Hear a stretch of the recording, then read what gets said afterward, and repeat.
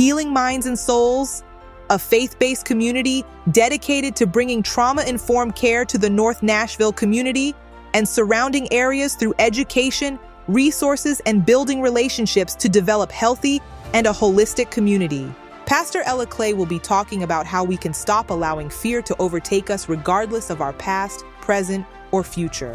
Come and learn how to recognize signs and symptoms of trauma as we understand the emotional, physical, social, and spiritual impact of traumas. We will unpack the meanings of vicarious traumas and how to avoid moral injury as we actively avoid re-traumatizing ourselves and others. Let's learn together how to navigate life challenges of grief, trauma, pain, and/or isolation, and discover our innate strengths of courage, kindness, trust, perseverance, and become better equipped to experience a newfound confidence by not letting circumstances define our current existence or future selves. Join our show today with Pastor Ella Clay.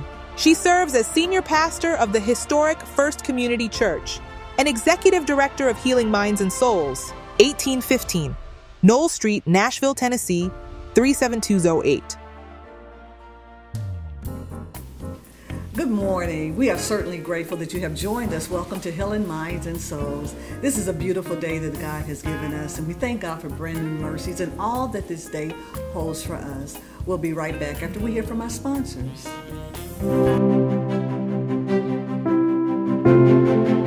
Wade's Lawn Service is your one-stop solution for all your outdoor needs. We offer comprehensive residential and commercial lawn care, expert landscaping and design, professional fertilization, and seasonal maintenance services. Our team of skilled professionals will transform your outdoor space into a stunning oasis, boosting your property's curb appeal and value. Hello, my name is Deborah Wade, and this is my husband, Ira Wade, located at 1215 Louisville Highway in Goodlettsville, Tennessee.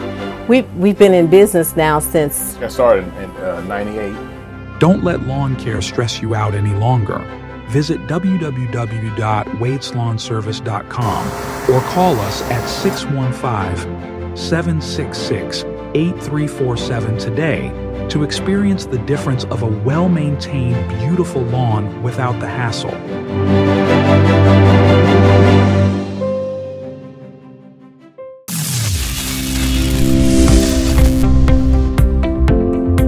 Are you tired of missing out on North Nashville's hidden gems?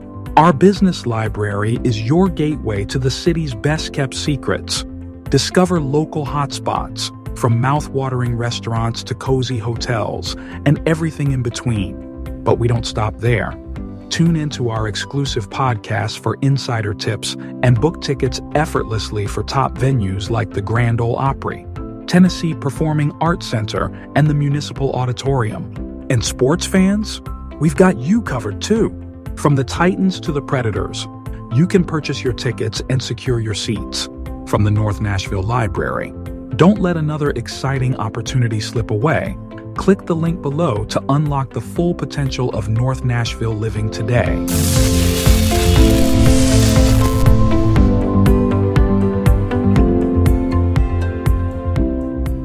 This morning, we have Miss Marjorie Rice.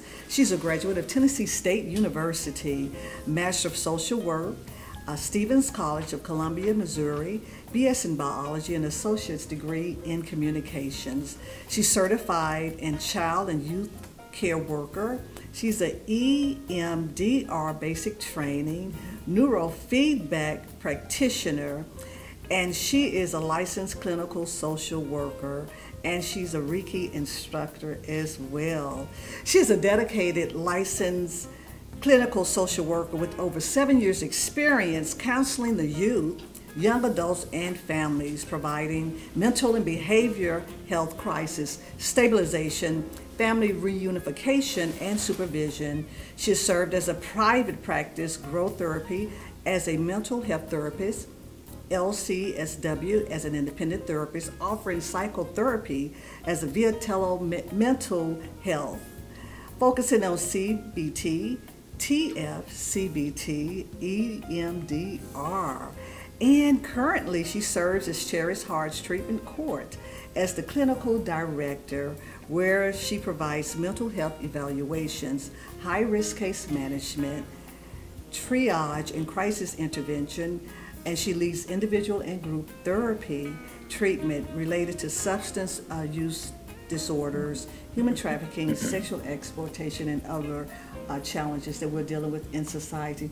Thank you so much, Marjorie, for being here with us on this morning. Thank you. Thank you so much for having me. I really appreciate it.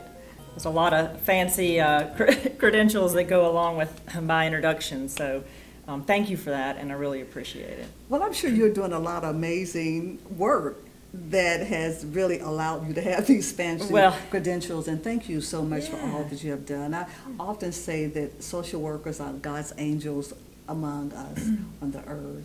So thank you again as you have come to be with us. One of the things, I wanted to break down some of these fancy terms that we have on here so I can have and our audience can have a basic understanding. Okay. And so as we talk about CBT, TF, and EMDR, share with us what those terms are, what that stands for, so we can have a basic understanding of the counseling that you have done and what you are doing.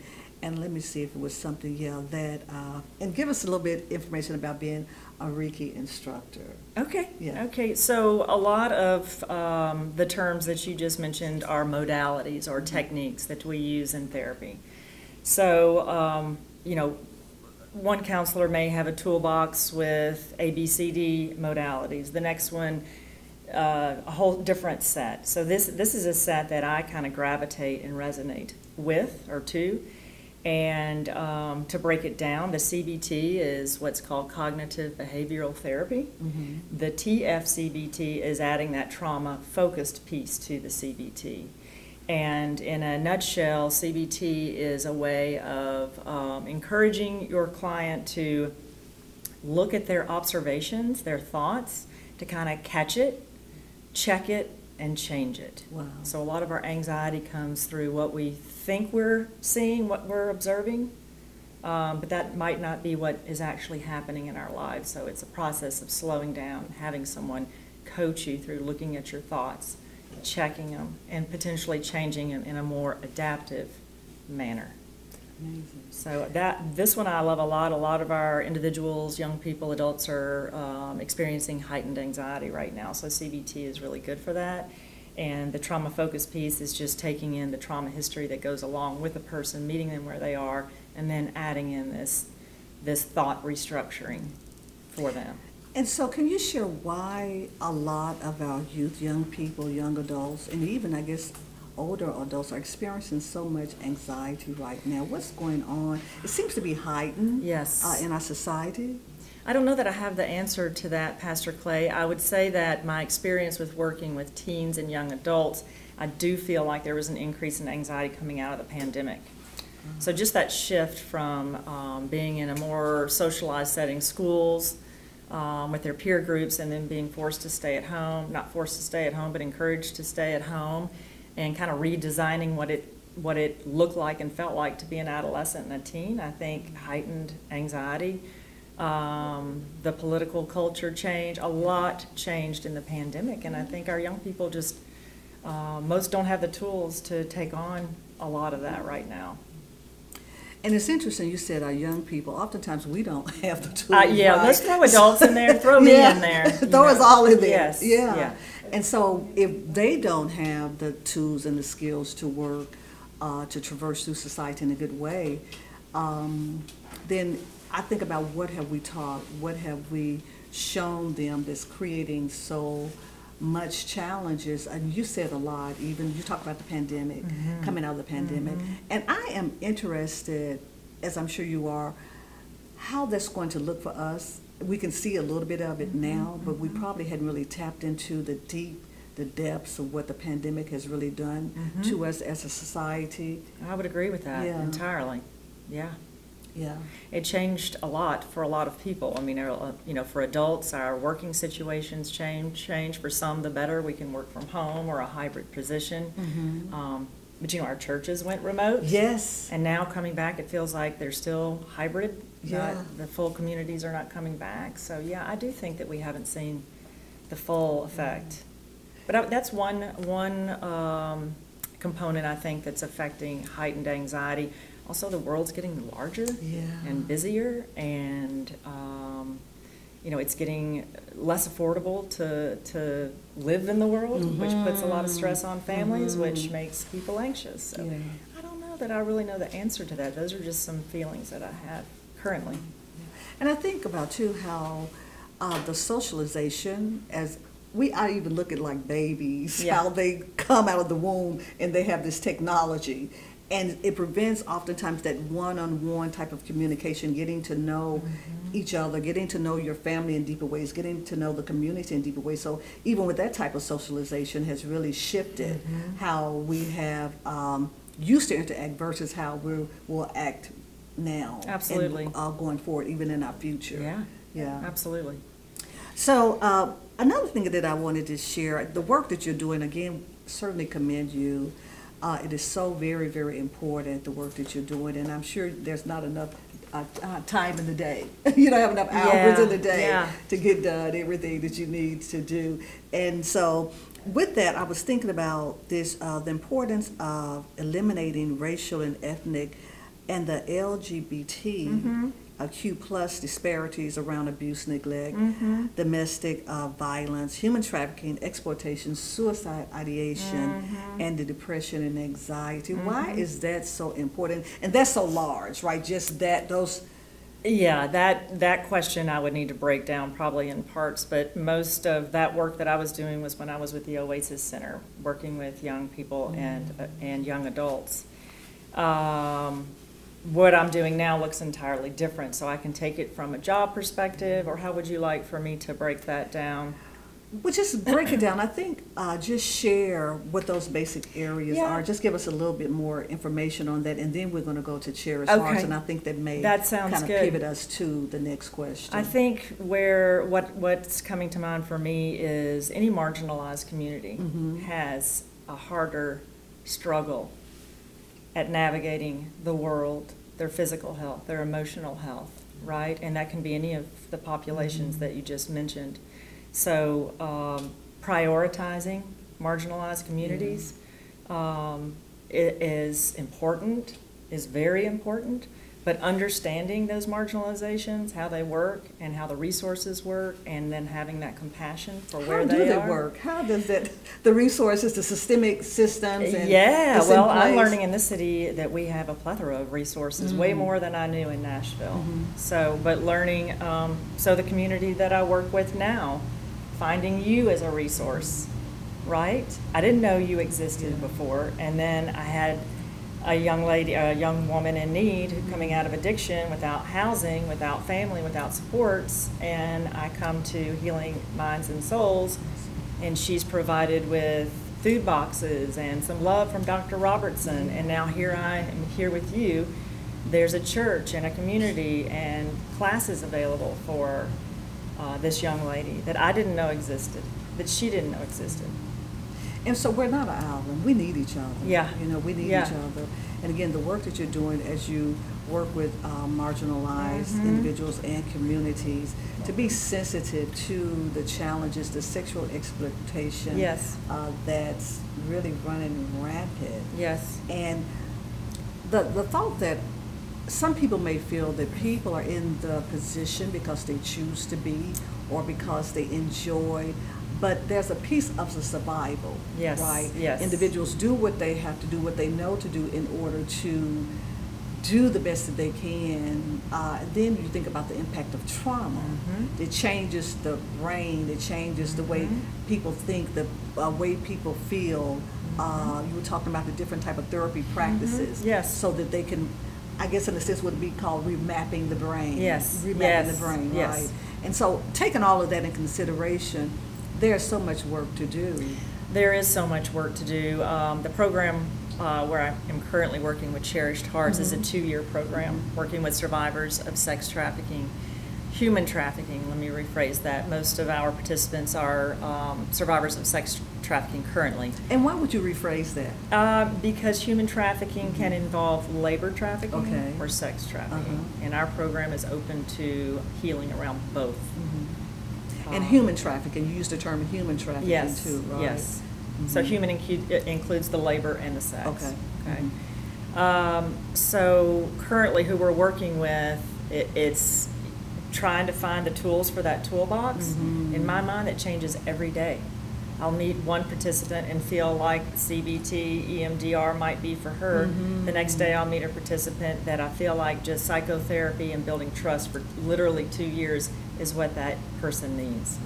So it's very unique and customized, and I'm grateful to have those tools in my toolbox, and I thank my education for that and my mentors and my supervisors for helping me with that. But there is no one set cure-all for women coming out of acute trauma. You know, sexual assault, addiction, early childhood abuse, ACEs scores that are as high as they can get.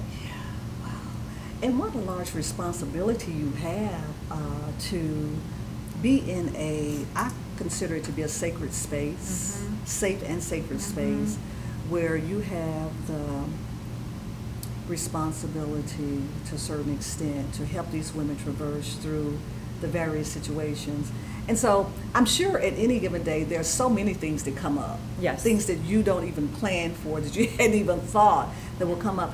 How do you, as a social worker, determine which challenge to address first? Right. Good question. Good question. Yeah. Well, it is definitely a team effort. Uh-huh. There is no me in this equation. I have 4 coworkers on my team, 4 partners on my team, and we address everything together. So we're always in a room talking out scenarios, situations, best practices for the current situation, right? Yeah. So somebody absconds from treatment, somebody absconds from custody. How do we handle that? Do we prioritize that over someone who doesn't have a bus pass to get to her next meal? Safety first, always. We're going to all be on the same page, safety and stability first. So just working off of that as the foundation, that's going to always put our priorities in line for us. Wonderful. And you may have everybody with the same safety needs, and we'll break up, and one person will take one individual and the next will take the other individual, but we try to be fair across the board to everybody. Yeah, but it is a team effort. I am a social worker, but my team is a multidisciplinary team. We have a judge. We have a judge's assistant who's also the supervisor of the grant that funds our program. We have another social worker who's in school, and then we have a certified peer recovery specialist who's been in addiction, who's in recovery, and who's been incarcerated, so the women have somebody to really relate with and know that she knows what they've been through. Amazing. So it's team. It's 100% team, and it is my gift to be on the team, and our participants teach me probably more than I teach them. It's amazing how work can be, your service can be reciprocated, it's reciprocal. Oftentimes individuals feel that they're going in to help an individual, they're helping a community, but it's always a reciprocated effect, right? Yes, 100%. We can learn from each other no matter where an individual is. Yes. Yeah, the transitioning of learning from each other is just powerful. Absolutely. So tell us about Cherish Hearts. Tell us about that, what the organization is, what it means, and what you're doing, and what you hope to do. I will tell you. So Cherished Hearts actually started in 2016. Judge Anna Escobar became the presiding judge in 2020, and Judge Escobar is who brought me onto the team this past November. So I will speak kind of from Judge Escobar forward, or from when I started in November, but this court was created to be what you may call a diversion court or a treatment court, specialty court for survivors of human trafficking. And the court is a 2-year program to help build support, stability, and basically offer the end goal of independent living for survivors. So there's therapy involved, there's peer recovery support involved, there is legal support, so the DAs and the PDs all come to our group meetings, and kind of, like I said, it's multidisciplinary, so we have housing programs, treatment centers. We all meet every week to say how can we best support each individual and help them work through these 24 months of growth, therapeutic, independent living focused. And we hope at the end of the 24 months they graduate, got their own apartment, their own employment, and are able to live a productive, healthy, and hopefully happy life.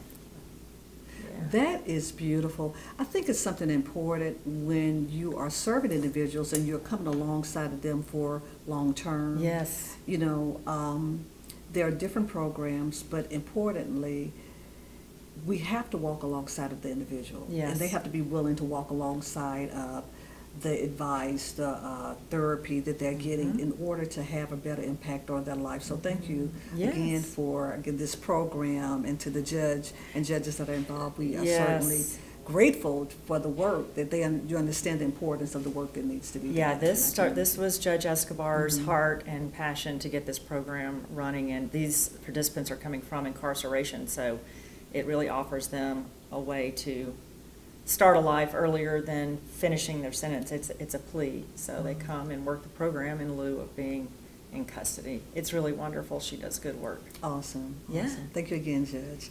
So let's talk about this real quickly. In the work, we love our work, and it's beautiful work, and it's so rewarding to help people, and really grateful for the call. I consider it to be a call that we are doing. But oftentimes we leave sometimes feeling a little heavy, and you know, there's this thing about vicarious traumas, how when we are serving individuals, we sometimes take on their pain or the anxiety, and we can come home sometimes feeling heavy. Absolutely. Let's talk about that. What do you do with that? Well, you're exactly right, Pastor Clay. Vicarious trauma is real. For me personally, I go to my church, which is the Unity Church of Nashville. I feel my Sunday service is my weekly grounding, but I also need more than just weekly one day a week grounding. So I exercise on a daily basis. I practice yoga, and I meditate on a daily basis, and I do a lot of spiritual readings. So for me, it's grounding and breath work that brings me back to where I need to be whole for my participants. But it's not that all those techniques always work. But prioritizing it, keeping it in the forefront of your mind, leaning on your friends, your peers, your coworkers, and just prioritizing it is what I think is most important. Everybody's self-care looks different. Yeah. I love the self-care. I know. And it's so important. I am really focusing on working on it even more this year. Okay. Because the work that we do, we love it. And again, our desire is to help and to help in a great way. However, we can't really help effectively unless we're taking care of our own self. So, you gotta restore. Yeah. Thank you for those tips. Maybe someone in our audience can pick up on some of the things you just shared and start. The meditation is really, really good for you, because it grounds you, and it gives us a different perspective oftentimes in life, and even how we need to handle a situation. We're able to have more clarity in it. So thank God for that piece that's been able to stop. What would be your final words to our audience on this morning? Oh gosh, I think you ending on the self-care piece is the most important. If our cup's not full, we can't go out and help other people, or at least in the way that other people are deserving, I feel. With the world being the way it is right now, and a lot of people feeling like they don't have a lot of hope, right? I think it's important for us to get back to what does bring us hope. You had proposed a question around what gives you hope, and I thought, I don't know how to answer that. And by the end of the day, I did come up with, it's my faith. The faith in that everything's going to be okay, and that things are happening for a reason, and that the world is going to hopefully come back to being a kinder, safer place for all people. And so I have to believe that, and I hope for my children that they can find and have that faith, and for everyone in the community and the world. And I think that helps soften us a little bit if we have that faith that everything's going to be okay. Thank you. I do believe everything is going to be okay. Again, our faith the trust and hope that we have in God, knowing that Yes. God has created all things and everything, the good, the bad, the indifferent. Oftentimes it works out for our good. And as it works out for our good, it's important for us to be strengthened in that. And I'm reminded a world, making the world a kinder place is so Yes. vitally important now. We need kindness, we need goodness, We do. we need joy, we need happiness. And so I'm reminded of the word of God that says that when you have been strengthened, go back and strengthen your sister and your brother. So that is our blessing to you on today. That is our hope for you on today, to continue to be strengthened, continue to be built up, so that we can be great and awesome people that God has originally created us to be. Thank you again for joining us. Thank you for having me. I really appreciate it. And I Bless. love that I've met you. It means the world to me. And likewise, I'm thankful that God does everything perfect Yes. and in His time. Yes. So thank you again. Thank you. Continue to do great work. You too. Thank you. Bless you.